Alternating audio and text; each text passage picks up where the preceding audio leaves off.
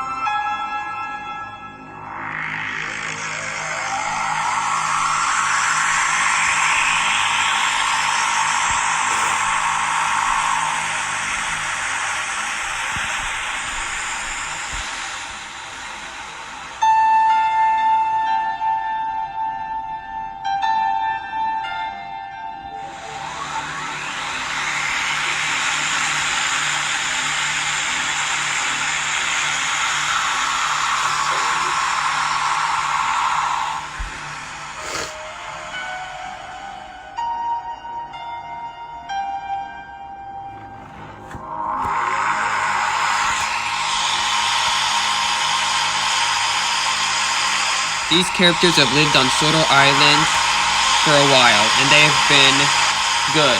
They have had good times, but it wasn't always this way before. Their past would be horrifying.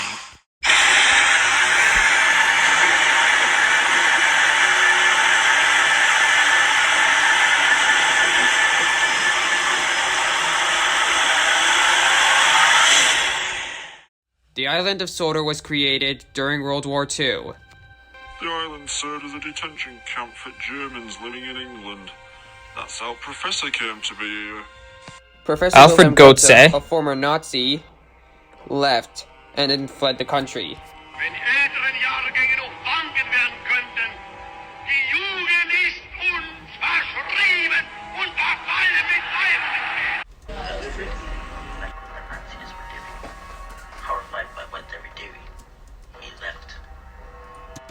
Alfred and his family went to the island of Sodor and stayed there even after their release. While he was on Sodor after the war ended, he created Biofusion. This would be passed on to later generations of the family.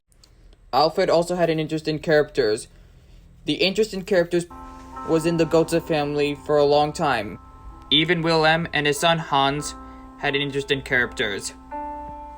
The Goetze family had created lots of characters over the years. And of all the characters, the Thomas characters was the most popular. Not to brag. Diesel and Diesel 10, who were originally bad guys in the Thomas series, were created as good characters. Hans set up Sodor Research, and then he married. He and his wife, Abby Collins, had a son named Thomas Goetze. Meanwhile, two other characters, Thomas the Tank Engine and his made-up brother, Timothy, were created. The Timothy came from a creepypasta for Thomas, which he was originally bad. But when he was created in real life, he wasn't meant to be bad. He was meant to be a good brother. Thomas and Timothy used to work on the London, Brighton, and South Coast Railway, but they were later bought by the Fat Controller and worked on Sodor. Meanwhile, Thomas Goetze was growing up watching engines. He couldn't get enough of trains. His dad bought him one of the first video cameras, and he'd be on the platforms every day. You can see me in some of those tapes. Hiya, Mr. Hartley. Morning, Thomas. But his favourite trains were the old steam engines. Steam engines were Thomas and popular on the North Western Railway. but Hans also had a fondness for them, much like his son, and likes to keep them running for our purposes, taking orders from the labs to the growing docks, or to the mainland to be transferred to modern postal express trains. Unfortunately, the Fat Controller was away on vacation, so somebody had to take his role. Emperor Galactic. Of course, the islanders had a different name. expelled steam engine volunteers and cut most of rail employees, shut down the branch line and the smaller stations. He was happy to let the railway rust away. But then things would get worse. Come on, we're gonna be late. What's the time? Thomas, get moving. Young Thomas loved following railway. He'd be out all time, hoping to catch a new train on his camera. 11:45's coming through soon. He won't wait for us. Unfortunately, he didn't take as much notice of the safety signs. I'm not being late again. Have we missed it yet? Wait for the 11:45. Never mind the 11:45. It must be late again. Thomas, come on. It's always held up.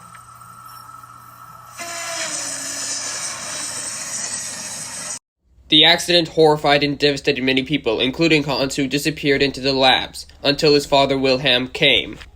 In a few days, a major laboratory had been locked down, followed by an engine maintenance shed, which was to become off-limits to all. All production was shut down, orders weren't met, but the two Professor Goetzes didn't care. More and more equipment was being delivered daily, but no one was allowed in Shed 17. Questions started being asked. Where were the Goetzes? Would there be no funeral for young Thomas?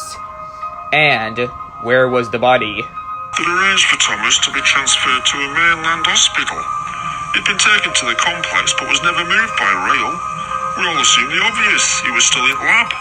But if Thomas was there, was he still alive? And what was the purpose of keeping him at the complex? Almost a year after the accident, Thomas rolled out of Shed 17. It took me a moment to realise what it was I was looking at. When he looked at me and said, Hi, Mr. Hartley. it dawned on me what Hans Goetzer and his dad had done. One woman passed out as Thomas smiled at us. I had to run off around the side of the shed. Are you alright, Keith? This story spread all over the world, and the media rushed and came to Sodor Island. What's going on? Oh no, there's so many people. They kept trying to interview me. I became a bit of a celebrity. Controversy on Sodor Island.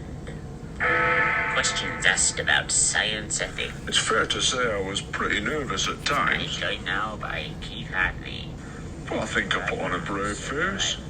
What did you think when you first came to meet Thomas the Tank Engine?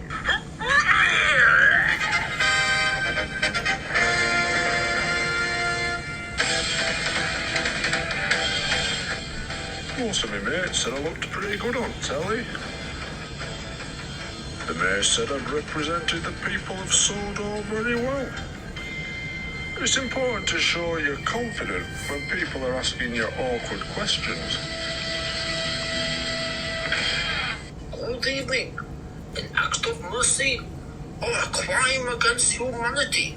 I'm joined now by Even when some of the questions got difficult, I made sure I knew what I was talking about. What was your reaction when you first met a talking tank engine? If you can't make an informed opinion, or if you can't string together two words on telly, well, maybe you shouldn't be on there. There are two sides to this. Admittedly, the subject matter was a bit bizarre sometimes. There are some dark forces at work here. You're alright as long as you can win over the audience. They're laughing at you. They're not laughing with you. Many people wanted to become biofused. They were. Some of the engines thought this was good, but some of the engines didn't think it was good, including Duck. Emperor Palpatine wanted to make money, and so he allowed people to get biofused, and I got a bad feeling about what would happen. The first one we fired up was James.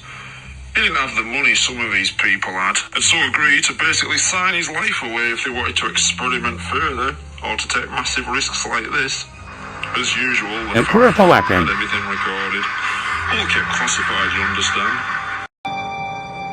These recordings, shown for the first time, had been the problems of Emperor Palpatine's experiments. Thomas and Timothy had wondered one thing. How did James fail? But with new engines coming, came more and more accidents. Another Thomas was first to have problems. He'd been filming all day for the new TV series they'd announced. For his last scene, he had to pull into Welsh station and whistle to the kids on the platform. Whistle in. Thank you very much.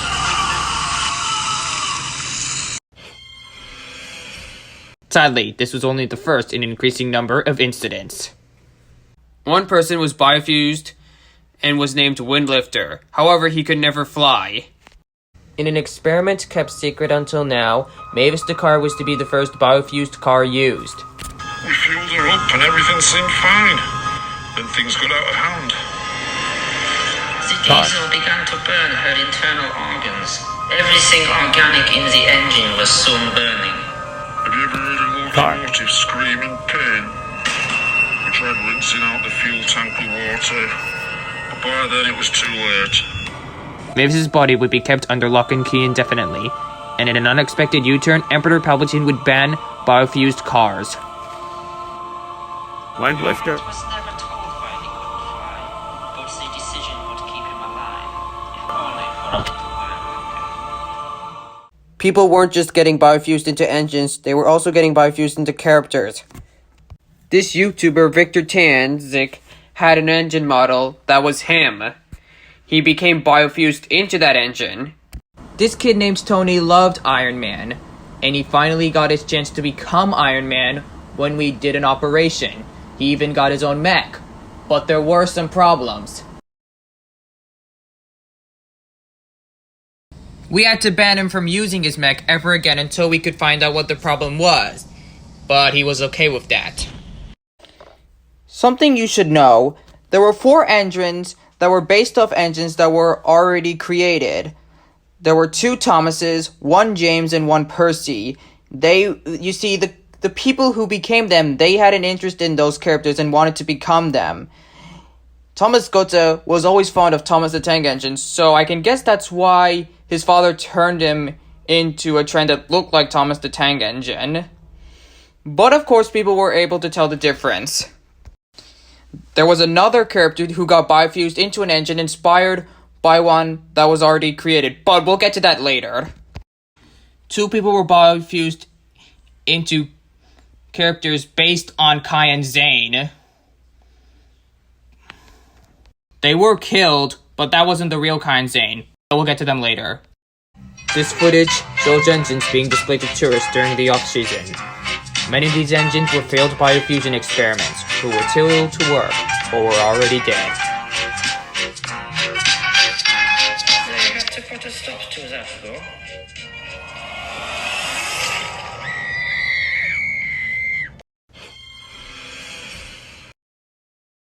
Thomas had fainted from what he had seen and was sent to recover. After that incident, they had to display other characters, but they also had to put a stop to that too. With all accidents happening, everyone started asking the same thing. Why had Thomas, the first engine, worked so well? Despite all the troubles the other engines had, Thomas had worked fine, seemingly oblivious to the other engines' problems and accidents. Hans resigned, but what his father did was even worse.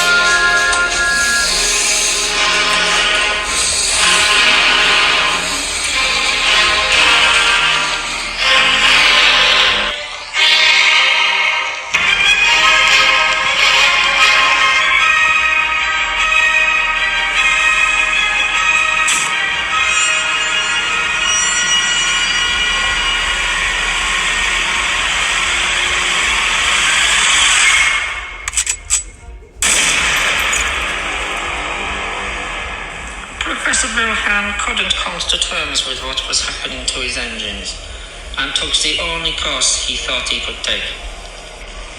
Emperor Palpatine. Got a load of us rail staff over to his house to clean up after the body was taken away. You should have seen it. Sawdust everywhere. It took us days. But things were about to get worse. Gordon paid an enormous amount to be Sawdor's first 462 configuration engine. Much bigger than any other engine at the time. We were terrified that Emperor French Palpatine would make us fire up that huge engine. We were shocked to discover he had insisted on being able to work on the railway. So, one night, after the regular staff had finished for the day, some of the rail staff and I fired up the engine. Me, another Thomas, and Thomas were also there. This experiment was filmed. Dr. Ruth and I filmed it all. It might be a bit shaky. It was handheld. At first, Gordon complained about the heat. Then that turned to pleas to douse the fire. But the Emperor Paladin. back, he wanted to see what would happen. He argued he had put a lot of work into Gordon, and the chances to get him working were too great an opportunity. He was literally cooking from the inside. By the time we were allowed to act, it was too late.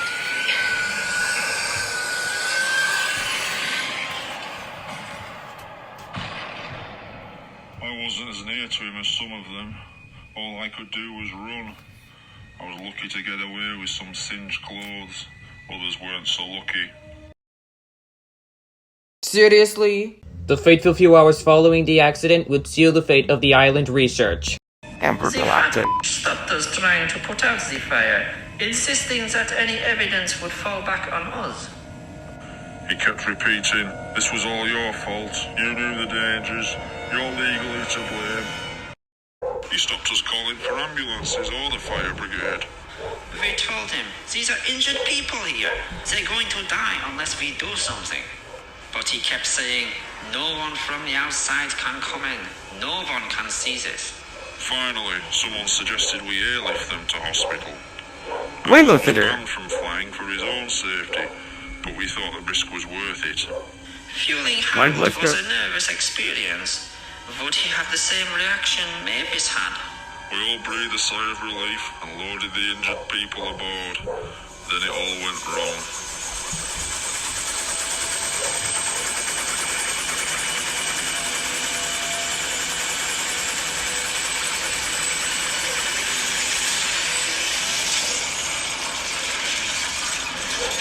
Mind The lifter. engine had worked fine, but what no one realized was most of Harold's Mind lower lifter. extremities were permanently fused to his propeller system.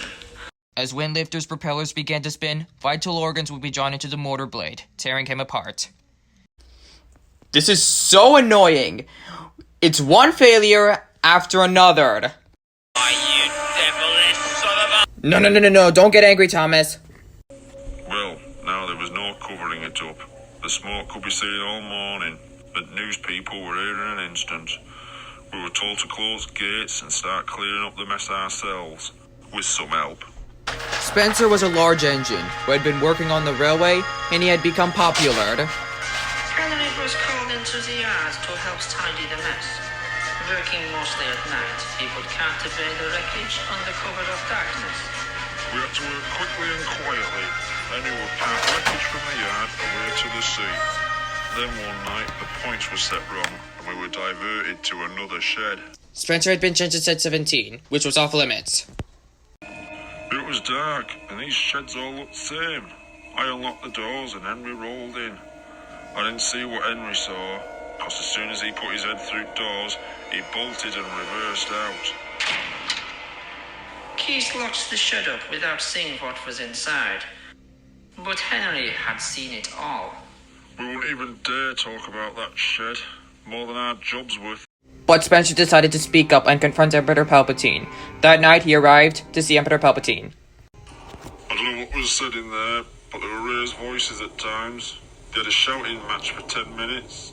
Then Henry left, back to the shed. By pure chance, he was sent back to the same shed as Thomas that night, and with one sentence, he sealed both their fates. Henry only said one thing to him: stay away from shed 17. The next morning, Spencer got a new job.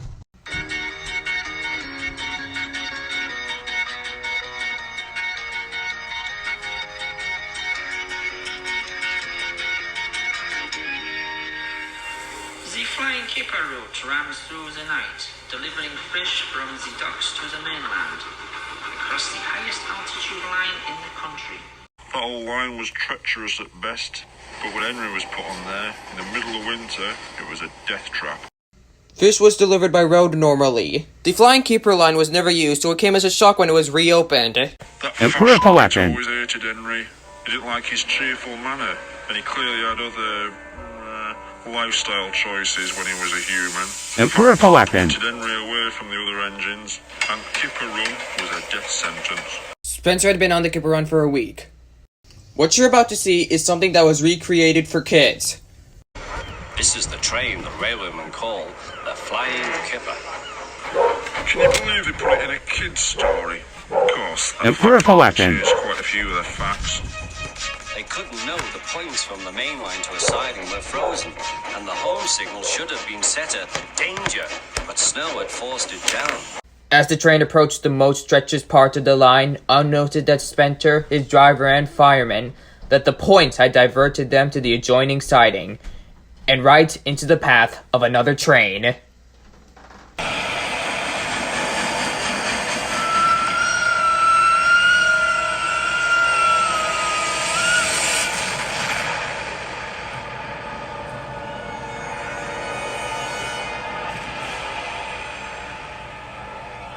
Spencer's driver and fireman had jumped clear before the crash. In fact, Alan Barry died from their injuries. Slowly, in snow. The poor bastards. Thomas, Percy, and Timothy had helped clean up the mess, and Emperor Palpatine had arrived. Cheer up. Spencer. It wasn't your fault. Ice and snow caused the accident. These images from a train spotter's camera were taken the evening before. They were the real reason why Spencer had the accident. There's a railway spike in points, blocking them. Of course, that had disappeared by the time we got there. I'm sending you to Character Place, a fine place for sick characters. We were horrified by that. They'll give you a new shape and a larger firebox. Character Place was a place where people who got turned into characters were killed. You'll feel a different engine and won't need special coal anymore. With those few words, he'd sentence Henry to death. Won't that be nice? Yes, sir, said Spencer. Henry doubtfully. Everyone knew we wouldn't see him again, and everything was sewn up nice and neat. for Emperor them. Palatin.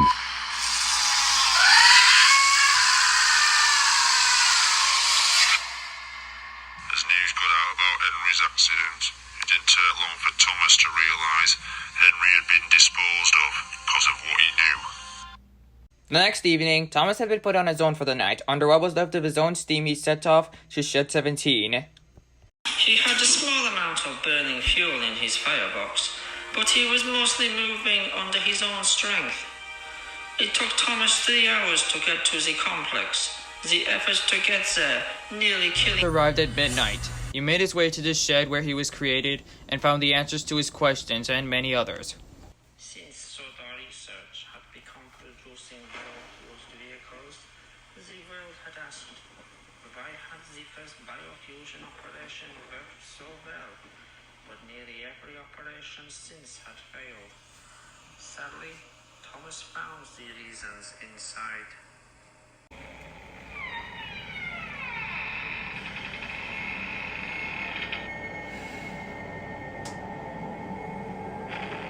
Thomas had never been the first operation. He hadn't even been second. What Shed 17 had was multiple attempts to create a tank engine with Thomas's DNA. A lot of work was required to bring Thomas back from the dead, but it was never used for the other experiment, which resulted in them failing. In Shed 17, Thomas wouldn't discover who he was, but in fact who he wasn't.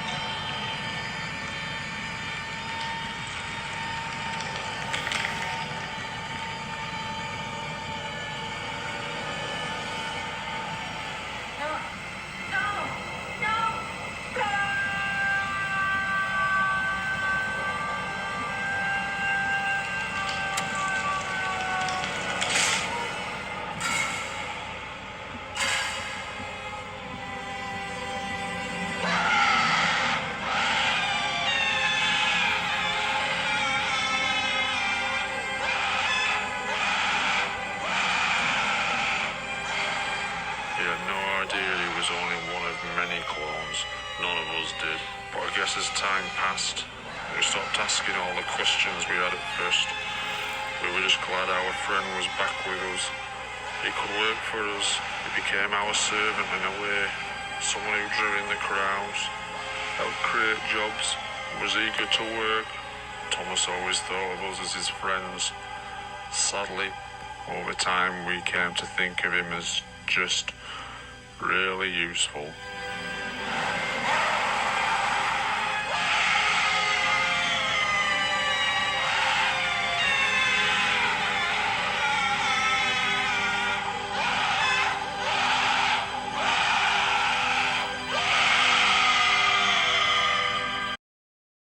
Thomas?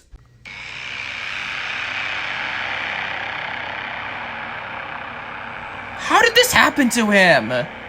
Wait, what's that over there?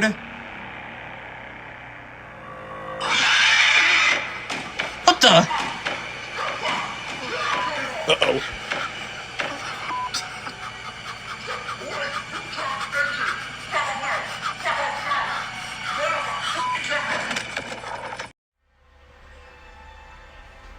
The aftermath of Thomas when he discovered the truth devastated many people, as it looked like he was dead.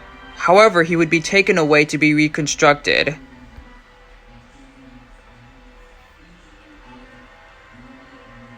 After everything, the engines and characters were traumatized from what they had seen. Even though things returned back to normal, they couldn't get over it. And to make matters worse, it didn't end there. The events that happened on Sodor were revealed. People had just become desensitized to what had happened to Thomas and his friends. They weren't worried about the real Thomas, they knew he was fine. They were worried about the biofused Thomas. The reaction, or rather, overreaction, began straight away. People started to become traumatized.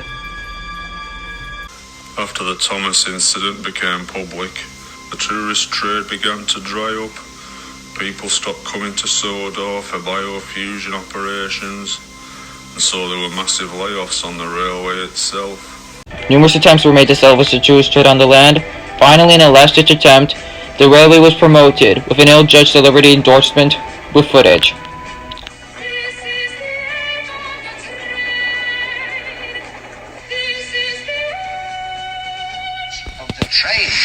We just used footage from an old ad for the last part. And things would get better from there. When the media needed someone to blame for the events, Emperor Palpatine was chosen. The engines and every character confirmed that he was the main reason why the events happened on Sodor. Eventually, the Fat Controller came back just in time to get rid of Emperor Palpatine. Emperor Palpatine disappeared without a trace. We thought the horrors were over, but unfortunately, they weren't. But somebody would reveal more facts about the events of Sodor, both before and after the Thomas incident. I worked closely on the television series. When Biofusion characters were created, So I was around Characters. at all times. It's only now, after I can't make a difference to Characters. Indians' lives, that I've heroically decided to speak. When biofusion was banned, the scientists had a problem.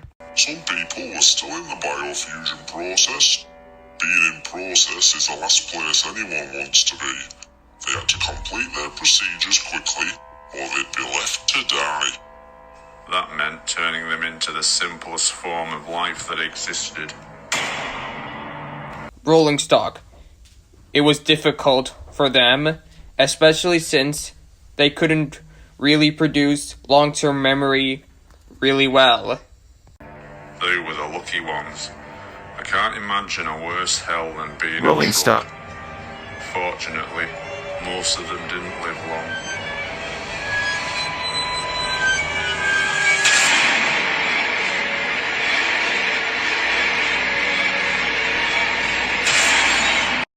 With organs exposed, this would lead to a very painful death. characters would seek opportunities. Hulk and Thor were offered to go to Japan. Hulk and Thor jumped at the chance. The travel was paid for by the Japanese railway, and they couldn't wait to be there. But unfortunately, they realized they had no rights there.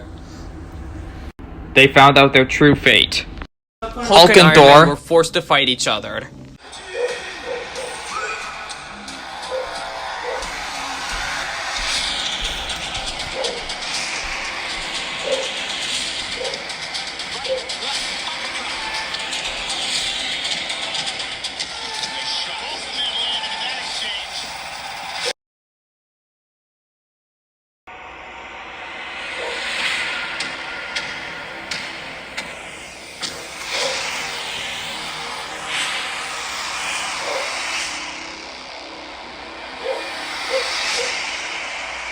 They both knew this was a battle to the death, so they had to put their friendship aside. There was only one way to survive.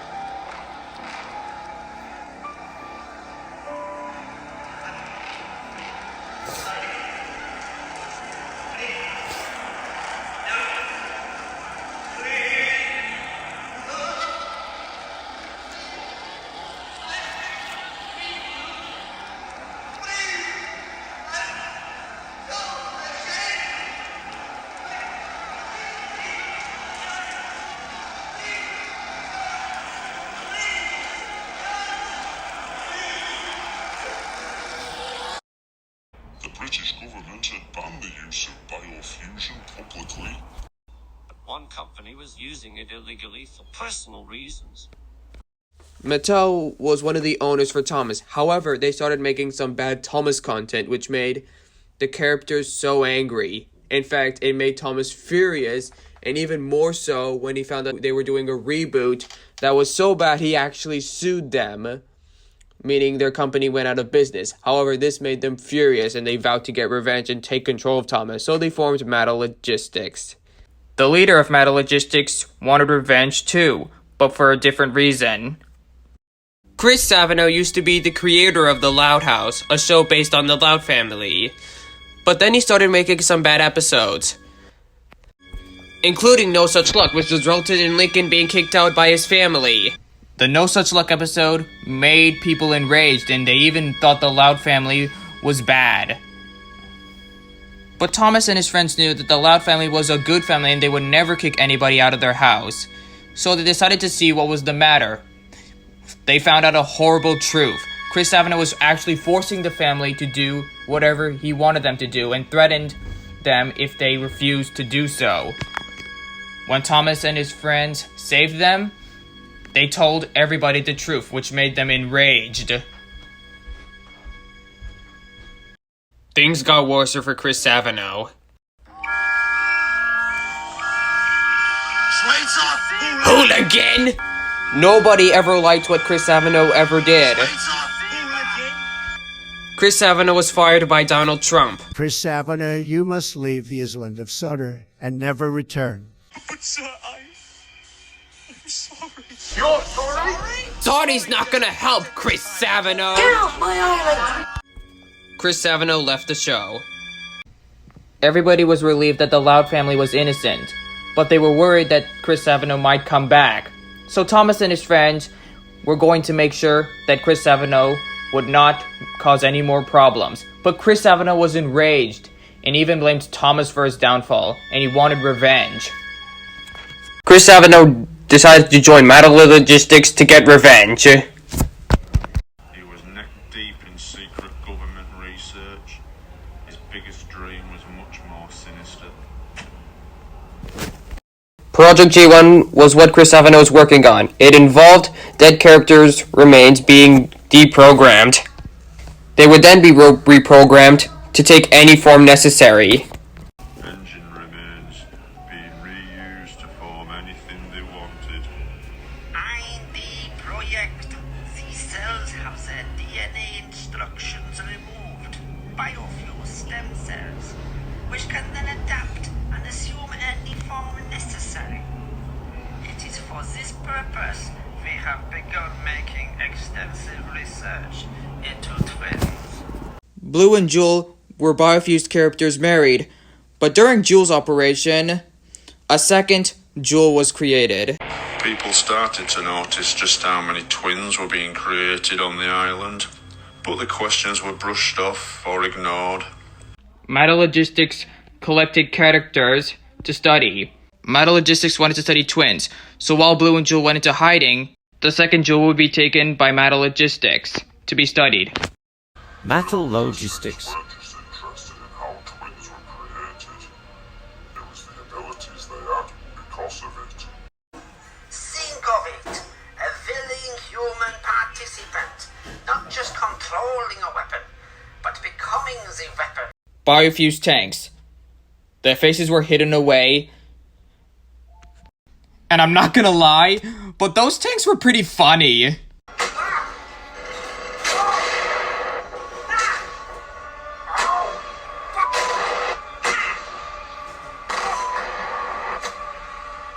Chris Savino even made bad guys for his side.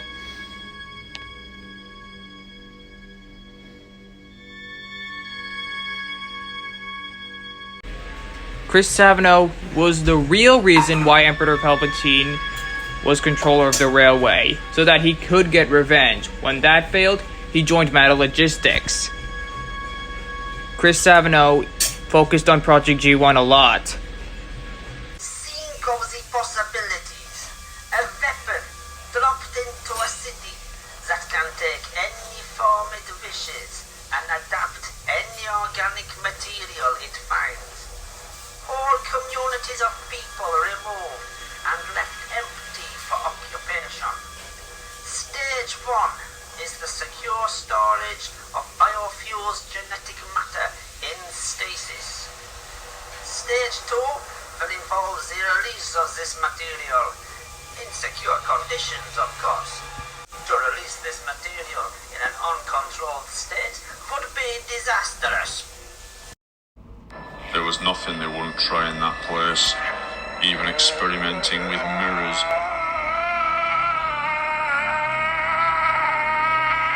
Chris Savino wanted to know how far the telepathic links would go.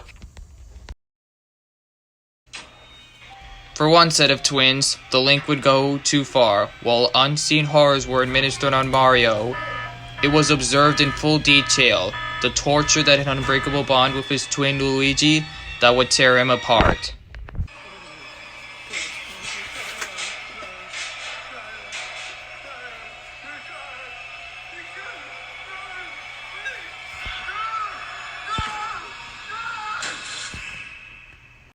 There was another problem on Sodor.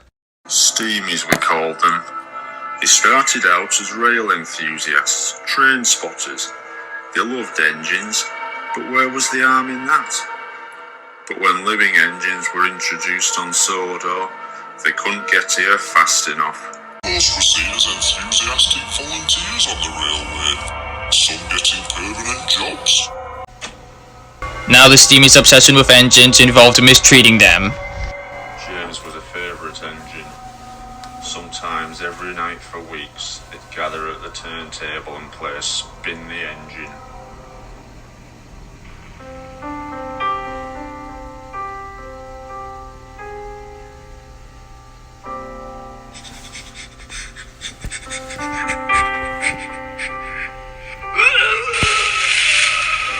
Engines tried to avoid the Steamies and would do anything to get out of being played by the Steamies. But James was the Steamies' favorite, especially for the television series. James's driver and fireman were feeling him all over. But I had nothing to do with any of that business. Not after the first time. Fortunately, the Steamies were caught, and then they were punished. As punishment, they were turned into rolling stock. While Metalogistics was studying the characters they had taken, the characters who had not been taken wanted Metalogistics to let go of the characters. Chris Savino had Metalogistics get rid of the evidence. As easy as signing a form, ticking a box, or waving a flag. The engines we knew and loved were murdered in the most efficient way possible.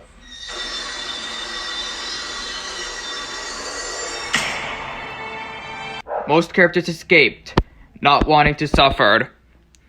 But there would be one character's death that would have a really devastating effect.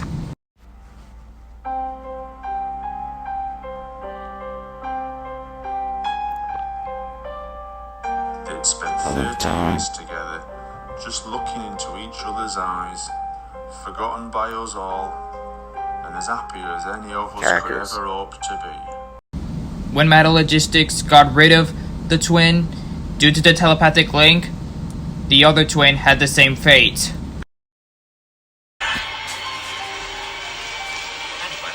What's wrong? What's the matter? What's happening? Annie, please, stay with me. I can't go. I can't go. Stay with me. Stay with me.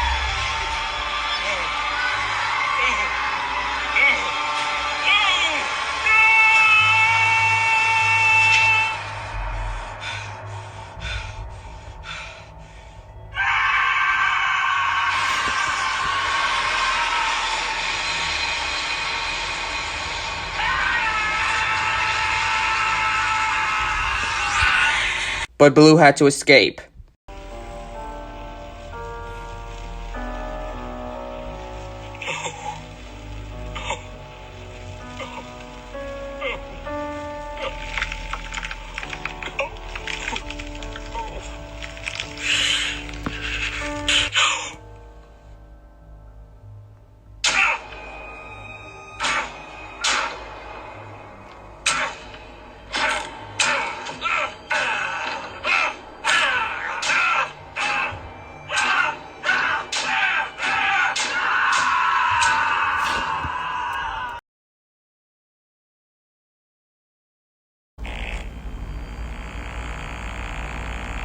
This is all your fault.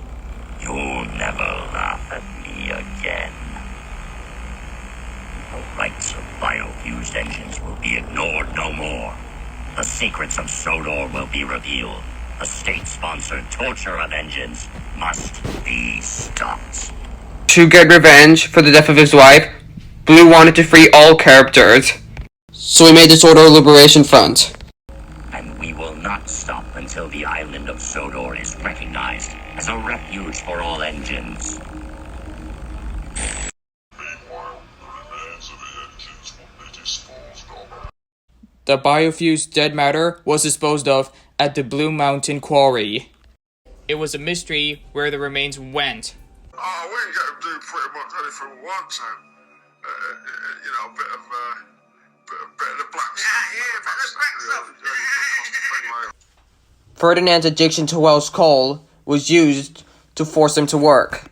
That's right. That's right. You're gonna work for it? Yeah. Do you want some of this? We use Welsh coal to get the weaker engines started up, to give some engines a kick when they were struggling to get up in the morning. We never realised all the effects it was having on some engines.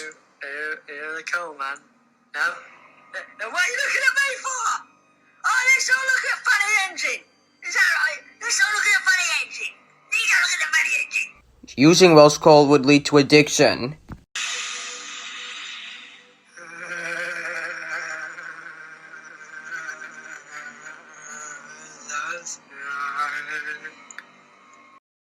Welsh coal was in the Thomas and Friends TV series, but that became a bigger problem. One morning, Gordon was in the yard taking on a large supply of coal. That's the third load of coal you've had today, Gordon. Some might say you're being rather greedy. Engines started to cause what appeared to be accidents, but were attempts to get exposed to Welsh coal. but a long use of it would result in permanent brain damage.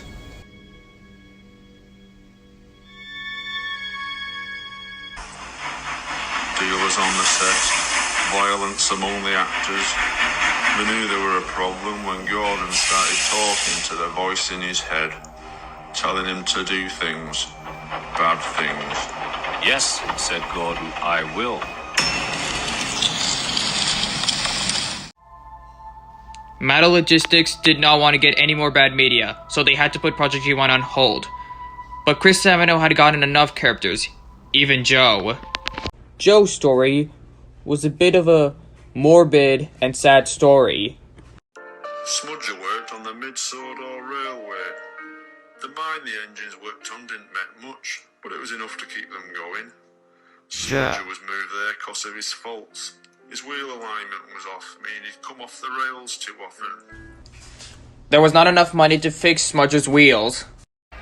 Their only solution was worse.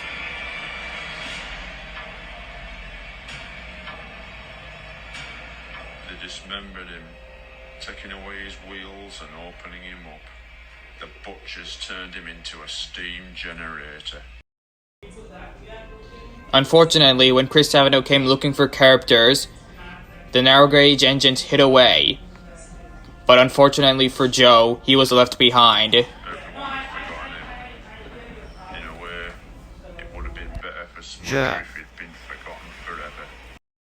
Sadly for Joe, salvation came for him. But it was Mattel Logistics who found him. Chris Savino was still eager to find as much Biofusion material as he could. But Smudger had changed all the time. Joe's organs had become part of the shed too. Smudger and the shed were one and the same. They couldn't be removed. No, please, no, oh God, no! No, please, wait, no, please, no, God, no!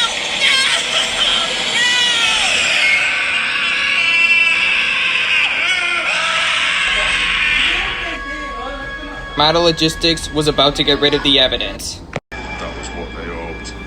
They didn't count on one final desperate act.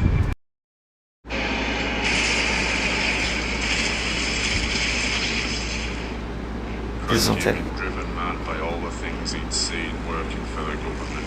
But the worst thing was having to keep it quiet for all those years.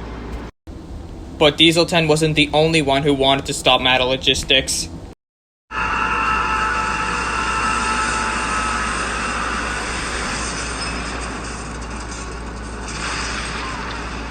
I don't believe he was evil, or that he wanted to kill anyone. He just wanted to show the world what the government was trying to cover up. He didn't know what was in there, all the damage he'd do. Blue had opened up the container of Project G1. Project G1 was let out. What happened next? We don't want to show because it's going to be disturbing. Any Biofusion characters in there didn't stand a chance. They were dragged into the canister.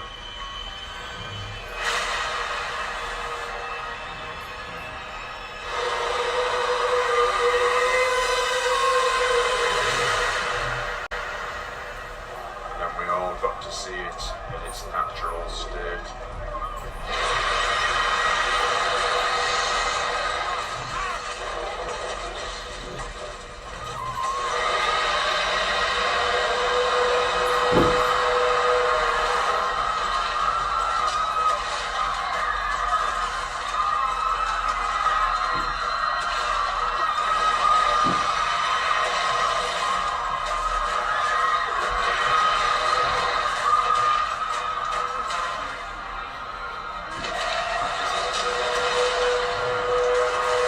Project G1 would not stop until it accomplished its goal and would take any action to defend itself.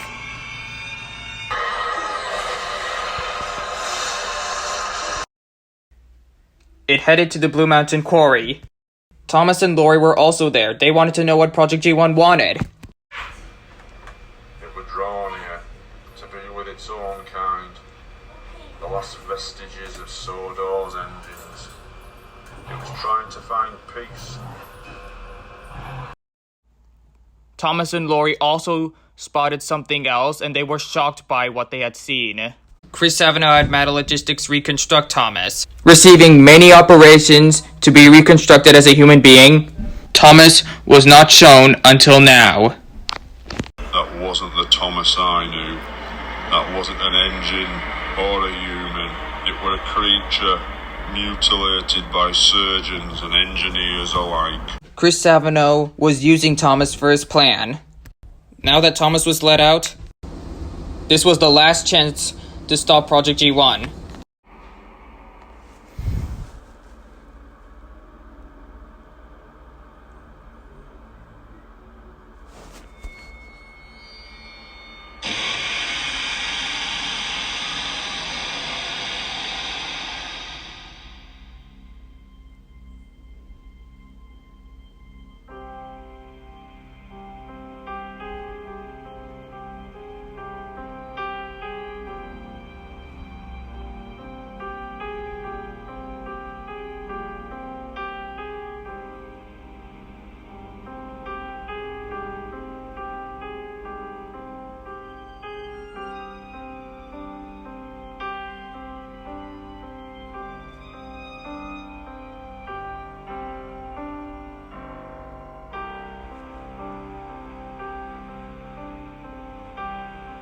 Finally, the nightmare were over.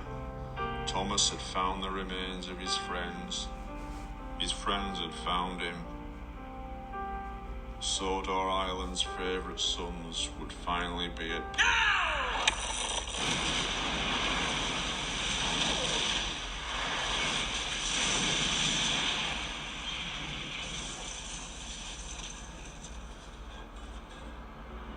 The question to where all the dead biofused matter in the Blue Mountain Quarry had been answered.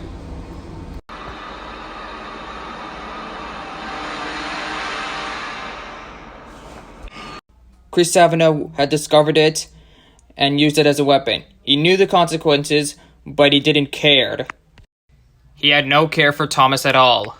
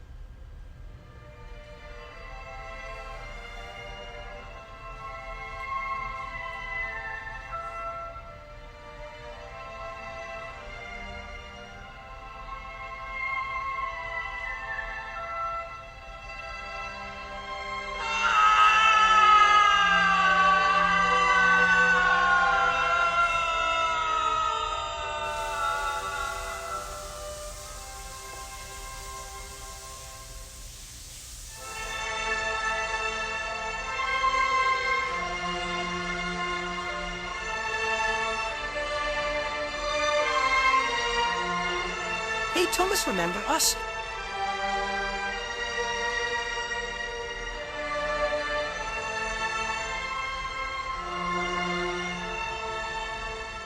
Now you are done for Thomas. Oh, no.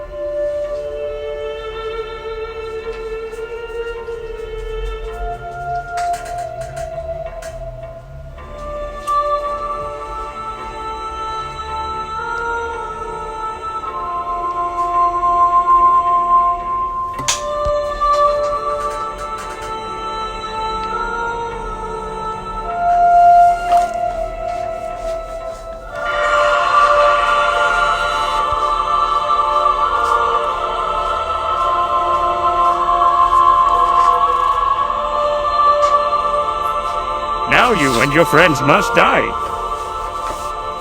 No, I won't allow you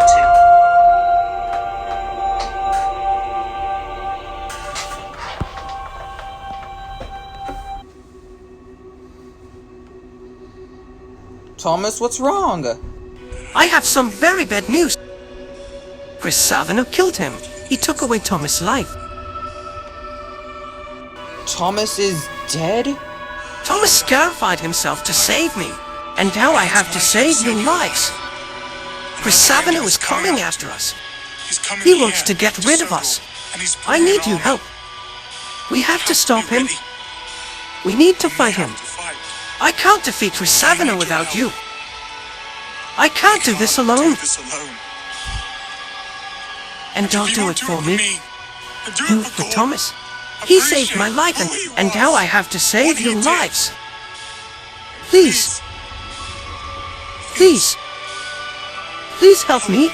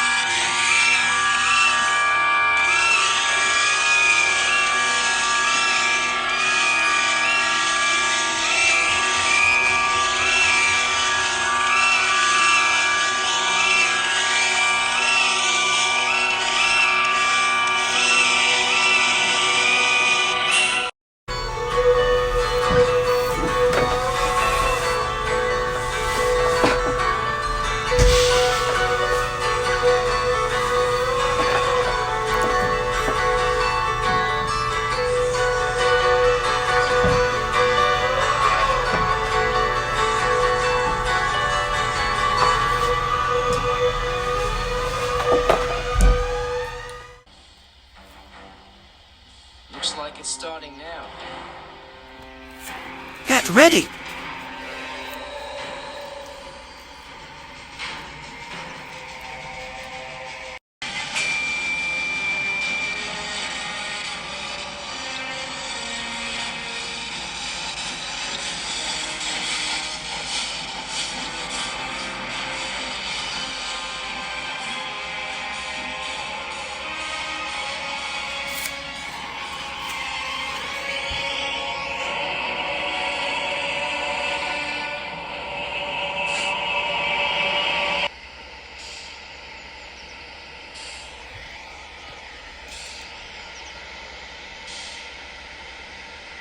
What is this, Tobias? Thomas! A little army of your own to stop me. And an army of steel Characters. at that. How quaint.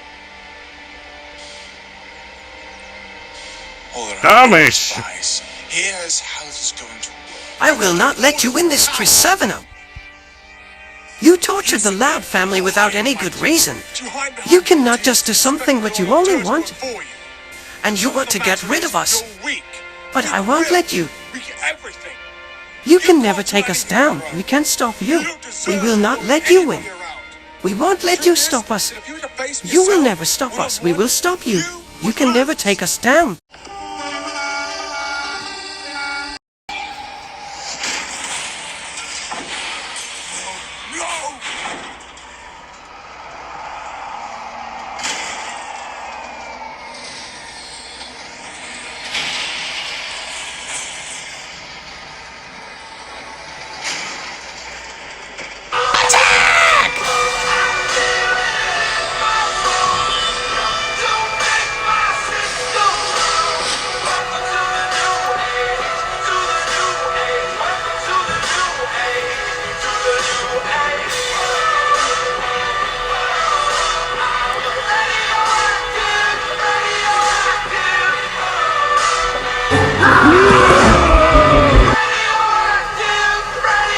Well, You come with me now!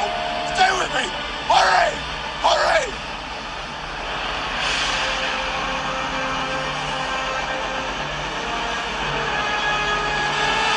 Percy, Timothy, come with me. We have to stop Chris Savino. Oh, hurry.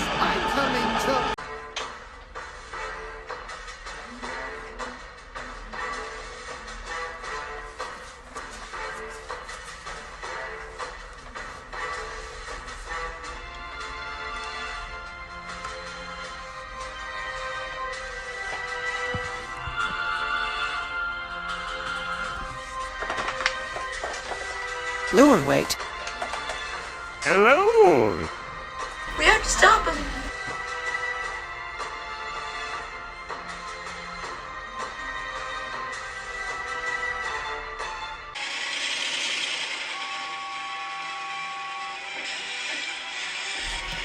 It's another ace! Here out! We can't stop him from coming! They ain't too strong for us!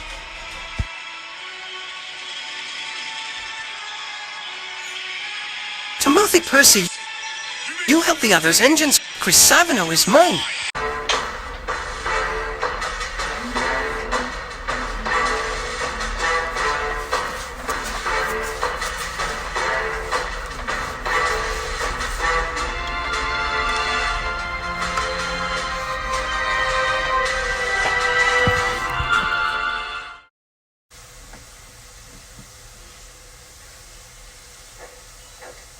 You take one more step, and I swear I will throw her into the sea.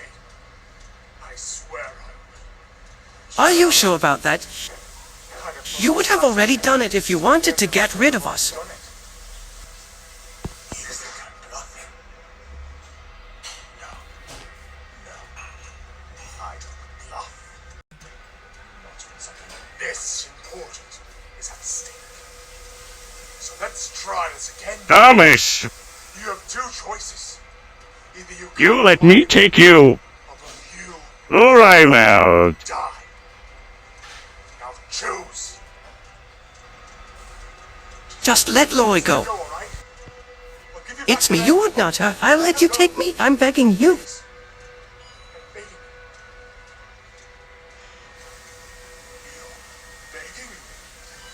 What's this then?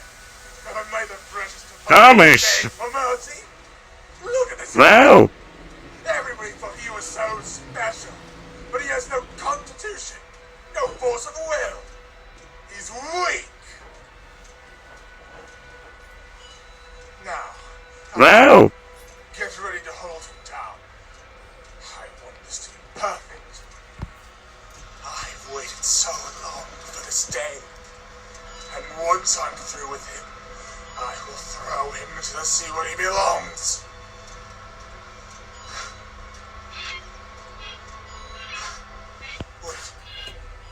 well. Or I'm out.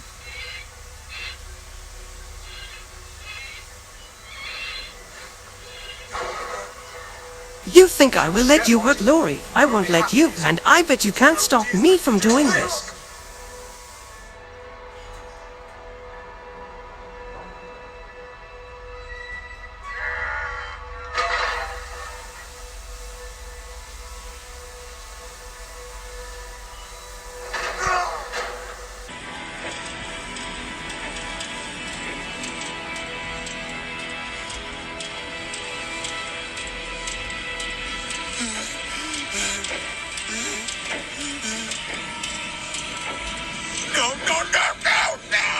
These are my characters. I must have control over them. They are mine. Be quiet. You think they'll accept someone like you? You're just a freak to them. An oddity. They'll all gawk at you and ogle you and then leave you for dead. They will. No, they won't. They won't turn on us because this is our home now, and these are our friends and our people. We were one of them before, and we always will. They accept us for who we are, what we are, and we will fight for them. They have helped us before, and we will help them to stop you. Now we are going to give you a third option. We are going to let you go. You will leave this island, leave us alone, and never come back. We don't want you to cause any problems for us. We don't want you to torture us. We just want to have good times. If you try anything stupid, anything at all, we will change our minds. Don't make us change our minds.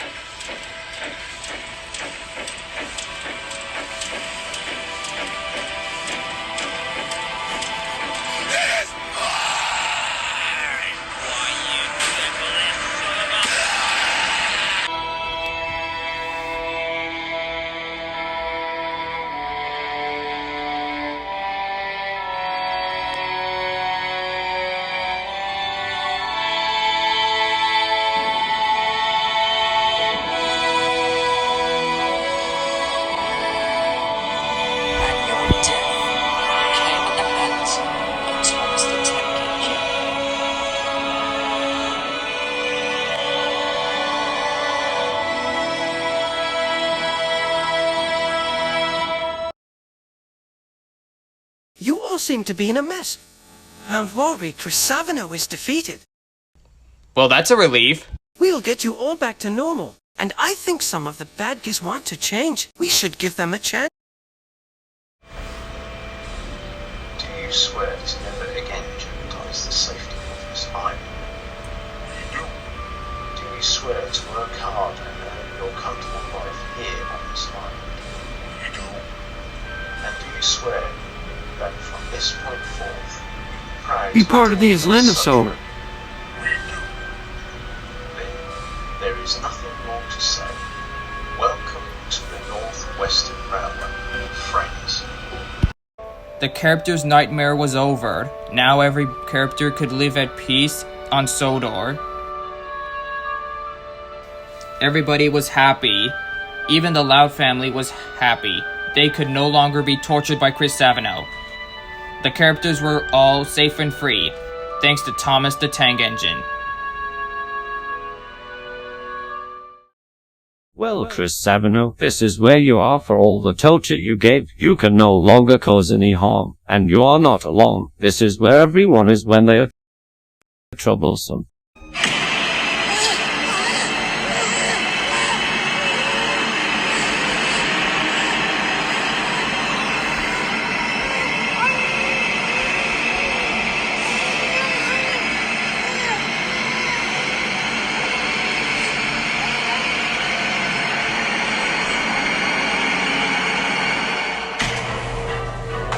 That may have been the end of that adventure, but that doesn't mean it's the end of them. Be on the lookout for more Rolly the Coach, Thomas Sanders, and some more Timothy and Friends shorts. And also be on the lookout for any remakes I make. And don't worry, you'll see them again soon. Thank you all for watching, and like, share, subscribe.